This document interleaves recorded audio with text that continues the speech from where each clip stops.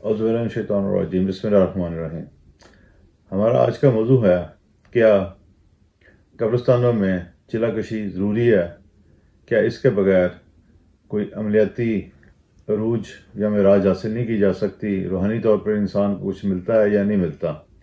یہ سوال سن کر مجھے کچھ اپنے ماضی کی یاد بھی آئی اور بہت سے واقعات بھی آنکھوں کے سامنے اور دماغ میں سے گزرنے لگے۔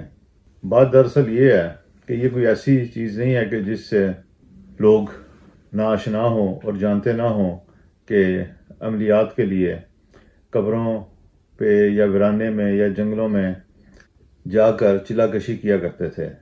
در حقیقت عملیات میں آج بھی اس امر کو بہت اہم اور طاقتور ترین کیفیت خیال کیا جاتا ہے، اور اب بھی خاص طاقتوں کے حصول کے لیے واحد طریقہ کار مانا جاتا ہے۔ کالے علم اور ناجائز مقاصد کے حصول کے حوالے سے بھی اس فعل کو کبھی مانا جاتا ہے، تاہم بات روحانیت کی ہو تب بھی ترک دنیا کے حوالے سے قبر میں یا قبرستان میں یا ویرانے یا کسی جنگل میں جا کر چلہ کشی کو توجہ قائم کرنے، ارتکاز توجہ اور دنیا کے چکروں سے آزاد ہو کر حصول مقصد کے لیے یکسوئی پیدا کرنے اور توجہ سے ذکر کرنے کے لیے مؤثر مانا جاتا تھا اور مانا جاتا ہے۔ اس حوالے سے سچی بات تو یہ ہے کہ ایک زمانے میں خود بھی میں اس کا قائل تھا اور اس پر عمل پیرا بھی، لیکن اب سالوں کے تجربے اور سالوں سے اس میدان میں رہنے کے بعد جو بات مجھے عیاں ہوئی وہ یہ ہے کہ یہ سب کچھ بلا ضرورت ہے، اور اس کی نہ تو کوئی افادیت ہے اور نہ ہی اس کی کوئی تکنیکی اور قانونی وجوہات ہیں۔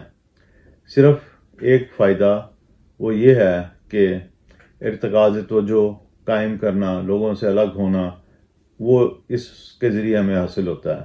اس کے علاوہ کوئی ایسا خاص فائدہ اس میں نہیں ہے کہ اگر آپ قبر میں بیٹھ کے یا جنگلوں میں یا ویرانے میں بیٹھ کے کوئی چلہ کشی کرتے ہیں تو صرف اس طرح سے کوئی روحانی مدارج آپ کو حاصل ہو جاتے ہیں۔ تاہم بات یہ ہے کہ عملیات اور روحانیات کے میدان میں لوگوں کے ذہن میں یہ بات راسخ ہو چکی ہے کہ کچھ حاصل کرنے کے لیے کچھ کھونا پڑتا ہے، اور اگر عامل بننا ہے تو پھر مشکل ترین طریقے سے عبادت اور ریاضت آپ کا مقدر ہے، کیونکہ یہی بات آپ کو دوسروں سے ممتاز اور اعلیٰ ثابت کرتی ہے، اور یہ طریقہ کار ہی اعلیٰ روحانی مدارج کے حصول کا واحد ذریعہ مانا جاتا ہے۔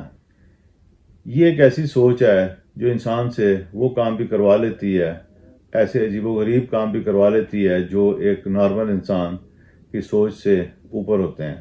اسی طرح ساری رات ایک ٹانگ پر کھڑے ہو کر عمل کرنا، ریاضت کرنا، دریا یا سمندر کے پانی میں کھڑا ہو کر چلہ کشی کرنا، بھوکے رہنا، 16 گھنٹے حصول مقصد کے لیے پڑھائی کرنا، ذکر کرنا، قبرستان کی مناسبت سے دنیا سے الگ جگہ کا انتخاب کرنا، یہ سب اور اس طرح کے بہت سے دیگر معاملات زیادہ تر فرضی یا من گھڑت قصے ہیں، جن میں سچائی کم اور افسانوی کہانیاں زیادہ ہیں۔ دراصل اس کی ایک وجہ یہ بھی ہے کہ عملیات کو اتنا مشکل بنا کر پیش کیا جائے لوگوں کے سامنے کہ وہ یہ سمجھیں کہ جو اس فیلڈ میں ہیں وہ کوئی غیر معمولی شخصیت ہیں، اور جو لوگ اس میدان میں آنا چاہتے ہیں ان کو بھی اس سے دور رکھنے کے لیے ایسے مشکل مراحل بتائے جاتے ہیں کہ وہ سمجھیں کہ یہ کام ان کے بس کا نہیں، اور اس کے لیے کوئی خاص ایسی خصوصیات چاہیے جو ان جیسے عام آدمیوں میں نہیں ہیں۔ المختصر میدان روحانیات میں اس کی نہ کوئی ضرورت ہے نہ افادیت۔ اس قدر تکلیف اٹھانے اور اپنے لیے مشکل کو پیدا کرنے کی بجائے سادہ طریقے سے آپ اگر عملیات کے میدان میں کام کریں تو آپ بہترین نتائج حاصل کر سکتے ہیں۔ اس حوالے سے ایک طریقہ کار بیان کر رہا ہوں، اس کو اختیار کریں، یہ آپ کے لیے ہر جگہ کام کرے گا۔ آپ نے کسی بھی قسم کی چلہ کشی کرنی ہو، وظائف کرنے ہو، استخارہ کرنا ہو، زکوٰۃ ادا کرنی ہو، صرف یہ کریں کہ ایک ایسی جگہ جو نسبتاً الگ ہو، دوسروں کی مداخلت وہاں نہ ہو، وقت بے وقت کوئی آپ کو تنگ نہ کرے، یا آپ نے ٹیلی فون اور موبائل بند کر کے رکھے ہوں اور ٹی وی اور وی سی آر اور اس طرح کی دوسری چیزیں موجود نہ ہوں۔ ریاضت اور چلہ کشی پر توجہ دینے کے لیے آپ کے پاس کافی وقت ہو۔ یہ جگہ آپ کا گھر بھی ہو سکتی ہے اور الگ سے کوئی کمرہ یا رہائش۔ ضرورت صرف اس امر کی ہے کہ پاکی ناپاکی سمیت دیگر تمام احتیاطیں لازم اختیار کریں۔ کامیابی تو ذکر اور توجہ میں ہے۔ جگہ کا ویران ہونا، آباد ہونا، آسائشوں سے بھرے ہوئے ہونا یا آسائشوں کے بغیر ہونا اہم نہیں ہے۔ جگہ کا پاکیزہ ہونا، آپ کی نیت کا درست ہونا، طریقہ کار جو آپ اختیار کر رہے ہیں اس کا درست ہونا، اور جو عمل آپ کر رہے ہیں اس کا درست ہونا بہت اہم ہے۔ اللہ تعالیٰ ہم سب کو ہدایت فرمائے اور الٹے سیدھے عملیات اور الٹے سیدھے طریقہ کار سے محفوظ اور باز رکھے۔ اب تک کے لیے اتنا ہی کافی۔ انشاءاللہ تعالیٰ اگلی ویڈیو میں ملیں گے۔ تب تک کے لیے اجازت۔